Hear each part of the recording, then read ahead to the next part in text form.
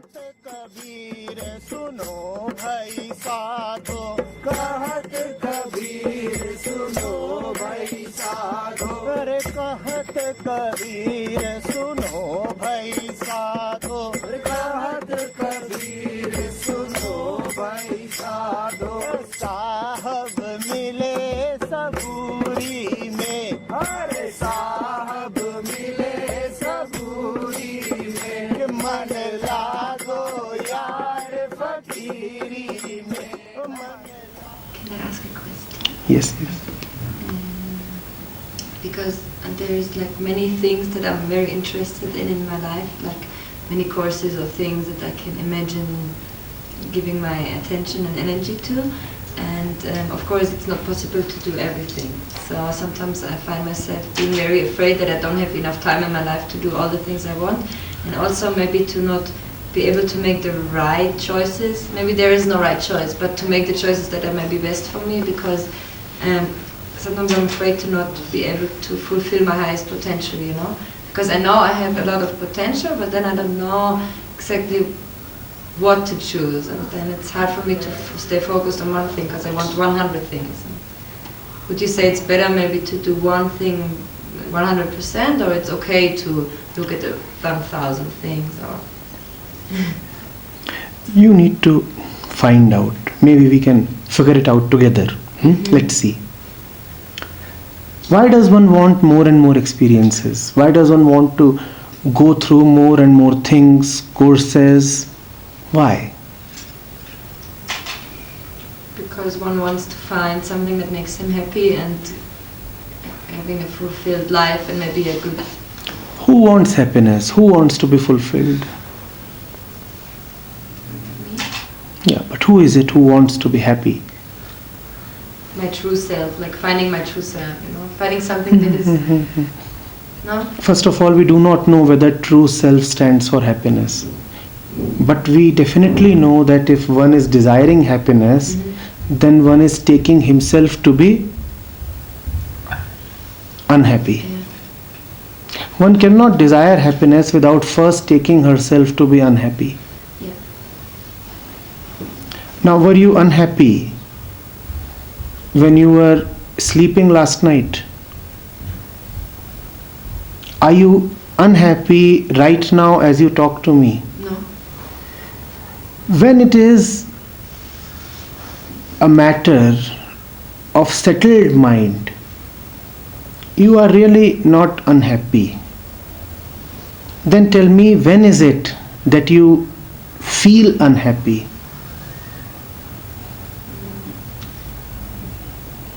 When I have the feeling that I don't live at my fullest potential, maybe, you know? And this feeling is a thought. Yeah, it's A thought that always you... a thought. Always a thought, right? Thoughts. But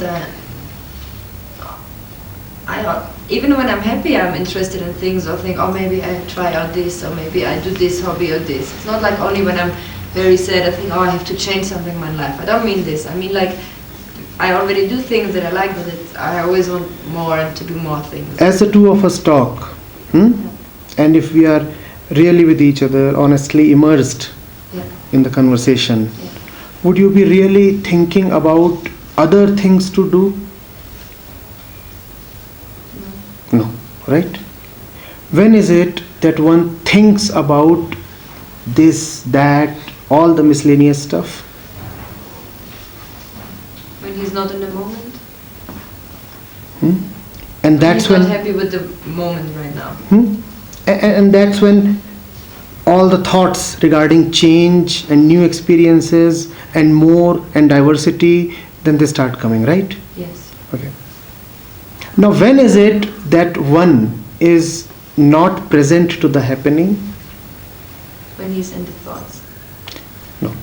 What comes first? Dislocation from the happening or the thought?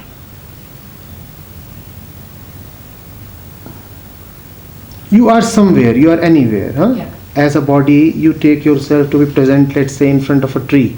Yeah. Or in front of a person. Yes. Or in front of a vegetable vendor. Yeah. In a shop, in an office. Yes. Anywhere. What is it that can dislocate you from the happening? and make you feel that this is not full, appropriate, and something more is needed? What is it that will dislocate you from the happening? You are in front of a tree. You are in front of a horse. You are in the middle of a crowd. What is it that will make you feel that you need something else? Yeah, the thoughts. For me, it's the thoughts. I don't know, the fear. And what do those thoughts say? That the moment is not good the way it is. That it should be. That it will be better if something else. Should be. Yeah, should be. This thought that it should be some other way, is it not based on the assumption that something else is possible? Something else? What do you mean? Something else compared to what is. Is it not based on that assumption? So it comes out of a certain comparison. Yes. It comes out of a certain comparison. In that comparison of A versus B, A is what you have with you. Yes. B is what you assume is possible, Yes. and which you have probably named as a potentiality. Yes. And B is something which you do not have, but is coming from the mind as fiction, as assumption, probably because the books have talked of it, the masters have talked of it, and other people have talked of it. Yes.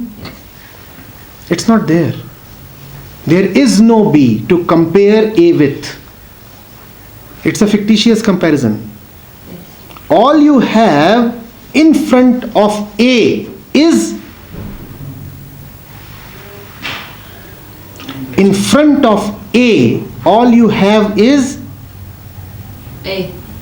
any thought of B or any comparison with B is just Thought. Illusion. an illusion. Yeah. Now what does that mean? Does that mean that in front of A, I remain stuck with A and hence no change, no movement in life is possible? Is that what I'm saying? No. Let's see what I'm saying. I'm saying that in front of A, when you are fully with A, Yes. then this happening, this intimacy with A opens the door for B, C, D, E, F. Please understand the difference. In front of A, this is A.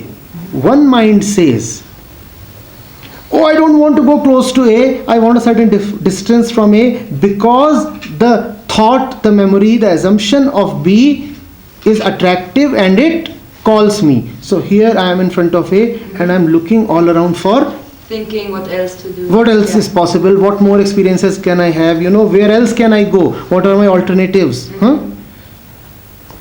B, C, D, D, D. And there is another mind which says A. And as you keep going close to A, close to A, close to A, you find that A becomes the gate to B, C, D, E, F. From A, B, C, D, E, F. From being in the moment the way it is comes. All the roads start from where you are.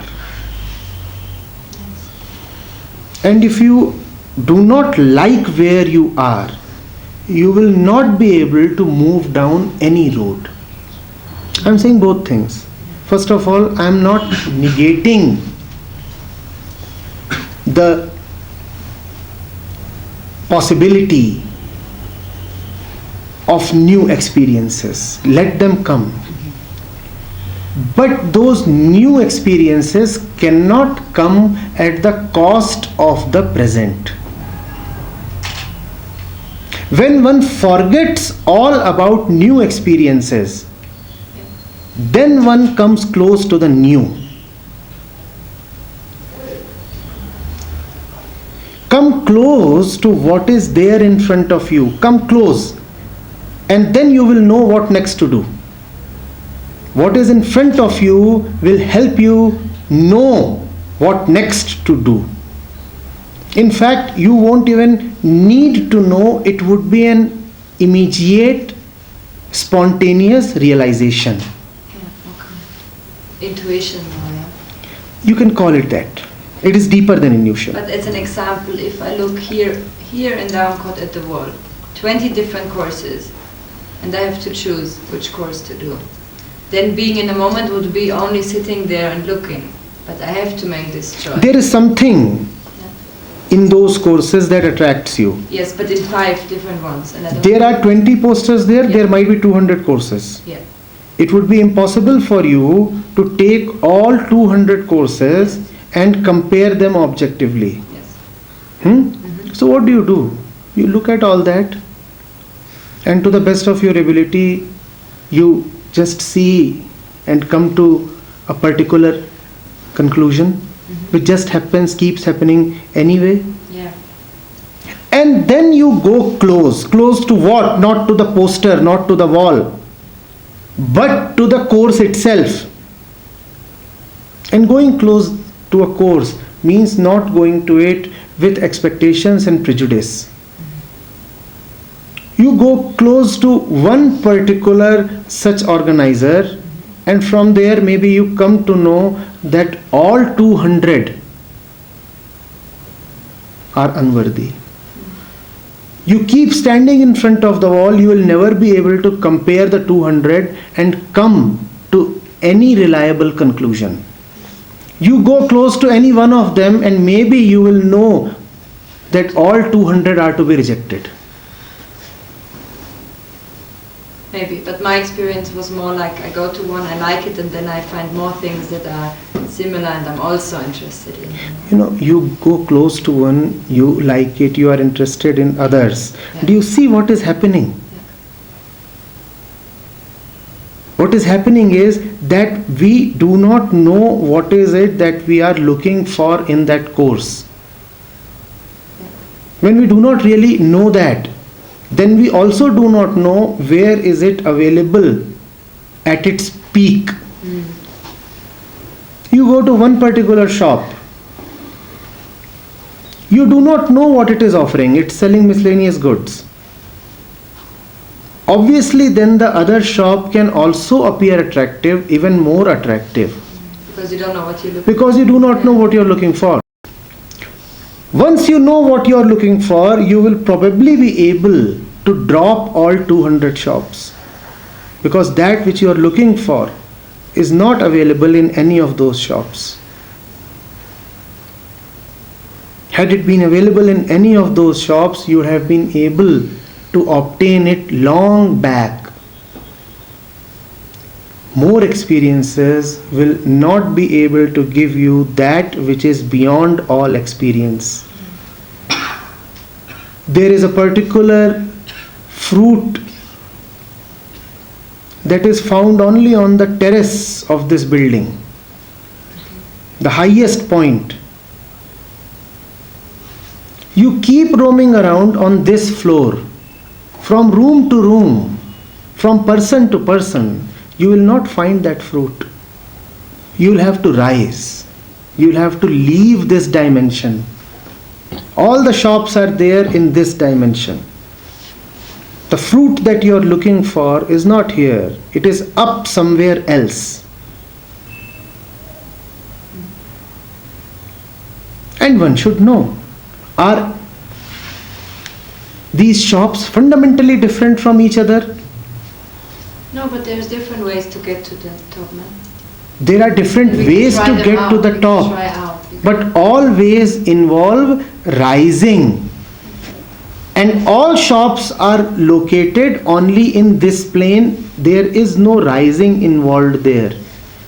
All shops are qualitatively the same. All shops are fundamentally the same.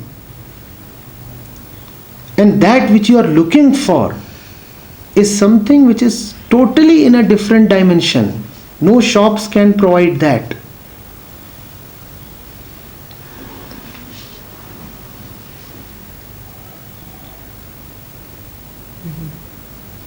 we like to have this belief that something outside of us can provide us with something essential. Do you see that all experiences involve external situations? Going to a beautiful mountain is an experience, but this experience requires a mountain outside of you. You won't be carrying the mountain in your pocket. The mountain is there, out somewhere. It's an experience to dive in the deep sea. It's an experience to travel in the outer space. It's an experience to meet new men and women. All of that requires the presence of somebody outside of yourself. Do you see what you are expecting from this other? That which you are expecting from this other can never fulfill. The proof is the other has not been able to get that even for himself. Had he been potent enough to give it to you, would he not have firstly obtained it for himself? But all shops promise. All shops attract. They say, come to us, we will give you that. And you will keep going from shop to shop unless you see that all shops are fundamentally the same. So what is your suggestion? If going from shop to shop does not help me, I would try something totally different. Which is? Which is not a new shop. Going inside. Which is not going anywhere because you have gone to too many places already. Which may just mean just stop. Sometimes you have gone outwards, sometimes you have gone upwards, sometimes downstairs, left, right, even inside. And you have tried going in all the possible directions. Now can we now try something radically different? Something dimensionally different? Which is what? Stop. But what do you mean with stop, do nothing the whole day? If you said not even go in, what's do nothing the whole day? Or what is the alternative? The whole day, it is impossible for you to not to do anything. Even if you don't do anything, the day will do something to you. Yes. And the day will extract a response from you. Yeah. By stopping. Whom are we asking to stop? When you are saying that you want experience, who is it within you that wants experience? Your fingernail, your hand, your eyes, your nose? The mind. The mind. So then who must stop? The mind. And who can freely keep moving? The heart. The heart, the hand, the whole apparatus, they are free to move. But that which has been so restless must just stop. And remember that restlessness is born out of a comparison, is born out of an expectation that something is possible outside. Drop that expectation. Maybe that which you are searching for is with you all along. But in your hurry to gain experience outside, you are not looking at what you already have.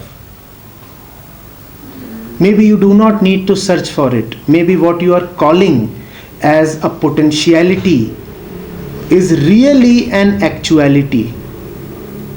Maybe that which you are thinking of as distant from you is closer than closest. You know, it is a good trick of the mind to call the self as a potentiality. When you call something as a potentiality, you entertain yourself in two ways. First of all, you give yourself credit that potentially you are great. Secondly, you give yourself the stimulus to remain restless by saying that Only potentially you are great, presently you are not. Do you see Yeah, yeah, what we a already are. Yeah. mischievous thing it is to say that I have great potential? When one says I have great potential, one says two things. One, I am potentially great. And second, I am great only potentially, not actually right now. But for me, it's not that I think I am not. Okay, let's take some example. I say I can be a good singer, but if I don't sing all day long, I don't fulfill my potential. With potential, I mean I know I already am, but I also need to do it. If I don't put it into action, then I'm not singing. Then I'm not. Why don't you sing? Why don't you sing? No, I do, but this was just example. So this is an invalid And I don't example. understand, because if you say stop doing these outward things, then I don't go to kirtan and sing. But we are not talking about the outer at all. We said what is it that moves and that needs to stop? It is the restlessness of the mind that needs to stop. Yes, I think I want to go to kirtan, and you say no, but maybe you should stop. You want to go to Kirtan. Singing, Kirtan. yes. Okay. Now, do you want to go to Kirtan because you are in love with Kirtan? Yes. If you are in love with Kirtan, why don't you break into a Kirtan right now? Why to wait for the evening or a special occasion? Do you wait for the right opportunity to love? Seriously? Do you wait for the right opportunity to breathe? Do you? You know, we go as restless beings to any place just to get rid of our restlessness. We do not go anywhere in love. And that is our basic unease. You know why one does not sing? One does not sing because one is fundamentally not in love with singing. It is not singing that one loves, but all the adulation that comes with singing. So one says, unless I become a singer of repute, unless I get a sizable audience, I am not going to sing. One puts conditions. One compares. Otherwise, sing. Sing. What stops you? Do whatever you want to do. I am not at all abhorring the external experiences. All I am saying is that experiences are wonderful only when you are already contented. If you are using experience as an instrument to get contentment, experience will fail. No experience will be able to, and this statement I am repeating, no experience will be able to give you that contentment which is beyond experience. So play around with the world, go to kirtans, sing, trek up the mountains, and then do all the simple, nice, daily and even crazy things that you want to do. But do not do them with an expectation that they will be able to fill your inner void. If you are carrying that inner void, you will keep carrying it. You will keep carrying it through and across all your experiences. And you will find that it is the void that is making you go to the experiences, and that is getting deepened with every passing experience, because every passing experience will not be enough and will only deepen the sense of disillusionment and hurt. Oh, even this shop did not suffice. Oh, even this experience failed. With every passing experience, you will feel more and more wounded. On the other hand, if you remain open to experiences, but without expecting that experiences can give you anything miraculous, then all experiences are wonderful. You can play with them. You do not then expect a particular result from them. And your advice to get rid of this void, as you say? This void does not exist. How will you get rid of it? This void is your fancy. You are probably too imaginative. As a kid, probably you read too many stories concerning angels, or saw too many movies, or maybe you have friends who like telling stories. This void is a fiction. How will you drop it? There is no void. How are you carrying this void? There is no void. You're trying to fill an imaginary void. In trying to fill it, you will keep deepening it. We are like kids who are afraid in their imagination. We are like adults who are having terrible nightmares. Terrible, very terrible, yet just a nightmare, a dream. We do not deny that there is a need to achieve, a need to express, a need to be fulfilled through experience. And if that doesn't happen, it feels terrible. Yes, it does feel terrible, but again remember, it is just a terrible dream. The void really does not exist. You are already perfect. You need no perfection. You are not a potentiality. Your nature is an actuality. You are. You will not be or become. Your greatest potential is right now. It is not something that will express itself in the future. You are not waiting to become a better person. You are already the highest that is possible. You are already the highest in spite of all the rubbish that we carry in our head. But it's still nice to get rid of this rubbish or bad patterns or habits. The more you say you want to get rid of the rubbish, the more you validate the rubbish. Can you get rid of something that does not exist? Now, you are imagining that there is a lot of dirt in your house. Or you are imagining that there is a dead rat in your house and it is stinking. And you are saying, I want to get rid of the dead rat. The more you say you want to get rid of it, the more you are fueling your imagination as if it actually exists. It does not exist. You keep searching for it, you won't find it. But what about things that exist? Addictions, for example. I want to get rid of one addiction. It's good for me if I get rid of it. Addiction is something external. You are addicted to an object, let's say. Yeah. Where does addiction come from? Addiction comes from giving credence to that void. I say, I do not experience joy and delight. So I want, let's say, an inebriating substance. And I take it and then I get addicted to it. At the root of all addiction lies the desire to be free of thought. Free of thought. That deep delight that comes when the mind is burdenless. That is why people go to drugs, people go to alcohol, people go to various kinds of substance abuse. To not be in the moment. To lessen the burden upon the mind. The mind keeps thinking and imagining and comparing so much. With alcohol, that tendency of the mind to think, it ceases for a while. Yeah. So as a cheap substitute for something deeply spiritual, one takes to addictions. Even when you are going to something that becomes an addiction, and that addiction need not be a substance. Even ideas one can be addicted to. One can be addicted to a person. When you are addicted to something, please see that you already know what you want. I may be an obsessive drinker.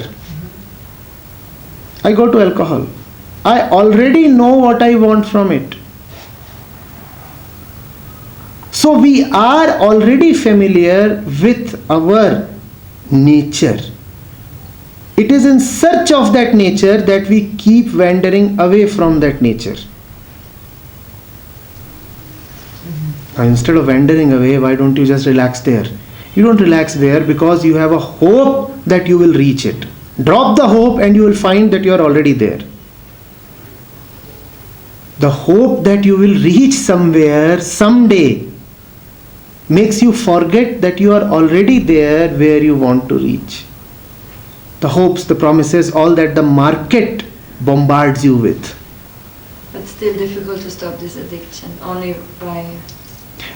This addiction will not stop till you do not see the futility of all the promises that all the shops make.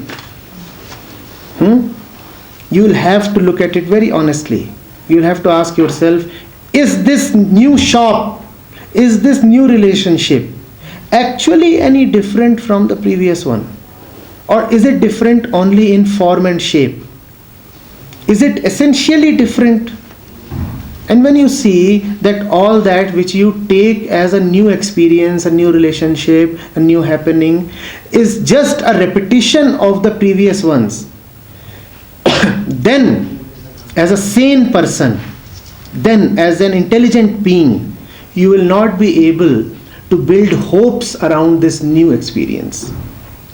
You will know that it is just the old in new clothes, and the old deceived me. The old wounded me. The old has again come back in a new form. I am just setting myself up for more grief, for more discontentment. And then you drop all this business of running around. You know, when you do not run around in desperation, then you find that you can play around in delight. These are two ways of living. One is running around in desperation from shop to shop. Can you please fulfill me? Oh, I failed. Now can you fulfill me? Oh, no fulfillment here either. I failed. Then you go to the third one. I beg. Can you give me joy? Failed again. And then you try something else and something else and something else. That is one way. This is the way of desperation. And then there is another way, which is the way of delight. Here, you are just playful. You do not want anything great from the shops. Now you can go and stand and laugh, maybe pick up a cloth or two, a merchandise or two. All the wares that the shops are selling now are like toys to you. You can pick them up. If you feel like, you can even purchase them. If you don't feel like purchasing, you can just move on to the next shop. If you purchase something, you take something good. If you do not take something equally good. Now you don't have any major stakes in the experience, because you are already full. But for people who are addicted, many of them already know that this doesn't help them, this cigarette or this drink. But you say drop, or experience, you say drop, but how to drop? That is... One requires not only this knowing, but also a certain faith. It is very good that you brought this up. You see, I may know, theoretically, experientially, I may know that the shops deceive. I may know that the next cigarette will not offer me anything that the previous one didn't. Yet I pick up the next cigarette or the next bottle. Yes, I fully well know that this is incapable of giving me fulfillment, yet I pick it up. I know that the next relationship cannot give me anything more than what the previous one did, and yet I move into the new relationship. You know why that happens? Because one knows theoretically that these do not work, but one has no faith that something else would.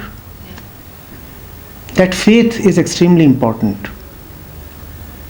It is easy to trust or believe if someone says, you are not getting in these shops here, but there is one shop there, up the street, you can get it there, and you feel like trusting that man because that shop is something tangible. Faith means knowing that I will not get it from any shop, and yet it is there. But faith, doesn't it also come from experience, from really feeling it, not from believing, but from experiencing it? So where does the faith come from? Nowhere. Where did you come from? Yeah, it's already there, yes, I understand, but I feel like for me it's more easy to have faith or believe in God if No. know. Faith is not about having belief in God. Or Faith is not at all even a belief. So what is it? Faith is the same thing where you came from and I came from. Faith is our essence. Faith is all that which is. It is reasonless.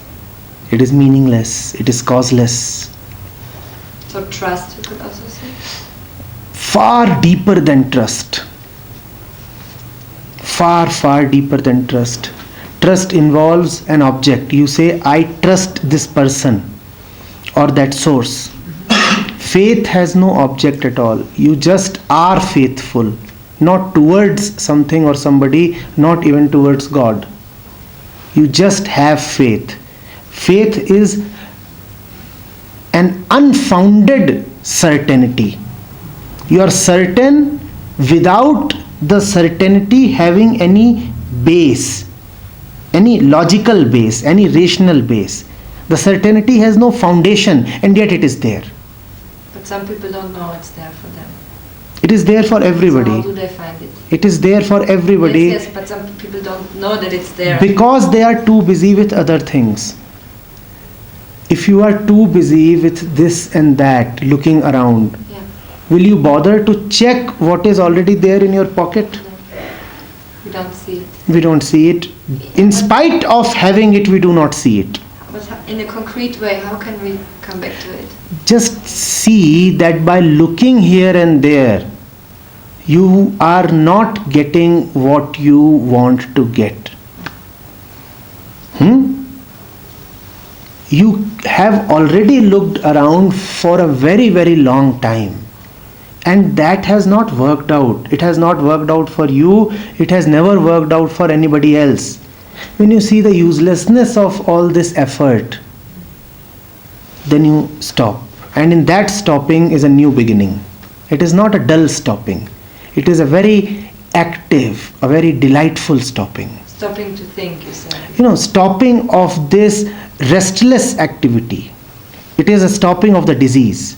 When the disease stops, then health is able to sprout almost like a fountain.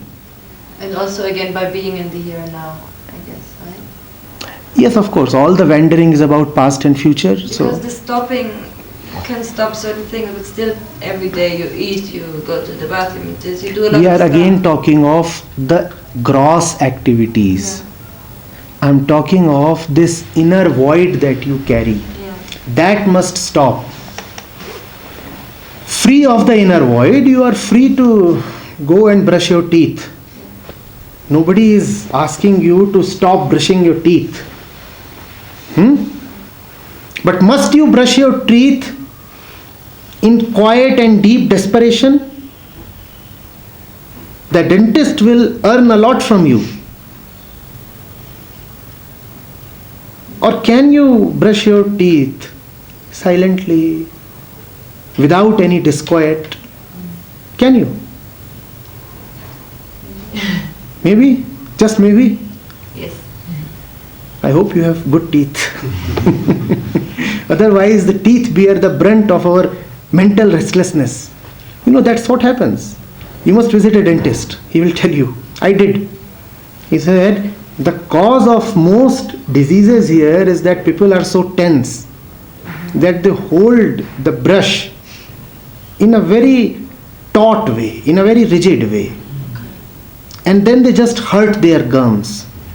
Or they do it in a way that removes the outer layer of the teeth. The inner restlessness shows even in the way you hold the toothbrush with a certain tension. And the way you relate to your teeth suffer. People drink tea also so fast. Just And then the lining of the stomach suffers. It gets burnt. If you sip really hot tea, it is bad for the stomach. But the mind is restless. The mind is saying, I have to reach somewhere. hopes, habits. So it is so foolish that we are hopeful. Means people are hopeful that somewhere else we will get something. So foolish. But Nothing more than foolishness. Hope masquerades as potentiality. Drop the thought of potential altogether. You are already all right. Still, I can decide to do things that also make me happy. And Of course. Or I can decide to not do it and sit there lazy in the chair. Then there will be a difference in this physical plane. Of course. So I am already this, but I can also choose to not realize it or to Yes, not sing or to not cook or whatever. You know? I am already all right, and now I am deciding to act as if I am sick. No, this is wonderful. You require a very healthy actor to really act sick. You know, if you have an already sick actor, he will not be able to act sick. You require a really healthy actor, and then he can bring a certain credibility to his role play. Now you will believe him. Oh, the healthy one is acting sick. Now there is such fullness in this sickness. Now there is such health in this sickness. He will earn an Oscar. So, remaining healthy, if you want to pretend to act sick, you are. It's joy. Yeah, but still beautiful to find out what I'm good at, what Of course, me to why do not? it. And Of it's course. also like the channeling Of course. God's will or whatever Yes, will. yes. No? But do not burden it with an expectation that it will give you some transcendental fulfillment. Yeah. You may go to learn singing. You may go to a different country to enjoy a different culture. You are free to have all kinds of experiences. Just don't load those experiences with an unrealistic expectation. If you are going to have dinner, kindly do not think that the Buddha will come as the waiter. Yeah. It is far too unrealistic. A dinner is just dinner. Go and have tasty food and come back. Yeah? You won't meet the Buddha there. Not in that restaurant, not even in the restaurant next to this one. Not in any restaurant in the world. You say that for having this faith, for cultivating it, it helps to meditate? Meditate, knowing fully well that the end result of meditation is already there with you. Ultimately, what do you want when you meditate? Peace. Yes. So meditate in peace. I am already all right, peaceful. Now I can play this game of meditation. Yeah. But it has an effect in this plane. It has an effect that I can stop my thoughts more, so it helps me to realize I'm already. No, realization is not a conclusion. You may be fully agitated and yet innately peaceful. Yeah. Because you are agitated, hence sitting down in meditation can relax your mind. Let the mind be relaxed or not relaxed. I am already relaxed. Yeah. So meditation is doing something to the mind maybe. But even if it does not do anything to the mind, I am already all right. Yeah. Is that not cool? It's cool. So meditation works, wonderful. Meditation fails, Wonderful. No problem. still very wonderful. Oh, difficulties. Yeah. Yeah, difficult. Then how is it cool then? No, it's not cool. If meditation works, wonderful. But you must remain cool even if it fails. To not be attached to the result. Yeah. Yes, because the highest result is already there with you. It cannot ever leave you even if you want it to leave you. Yeah.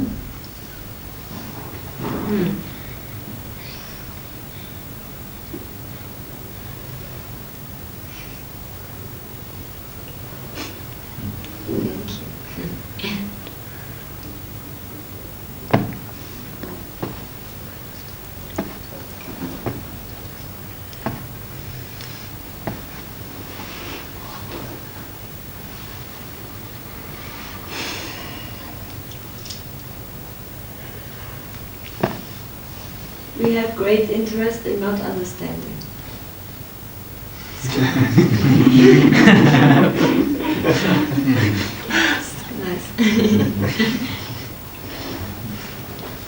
mean, sometimes it's not the goal to understand and know everything, but to be like, But to continue as one is restless. Restlessness is a certain momentum. It assumes a life of its own, and it doesn't want to drop that life. So even when understanding is available, inviting, you resist that understanding, that peace. We become interested in remaining restless. yeah, we don't want to know, we want to... Oh, I don't want to Yeah. know. Have you not heard people say that? No, I don't want to know. Yeah.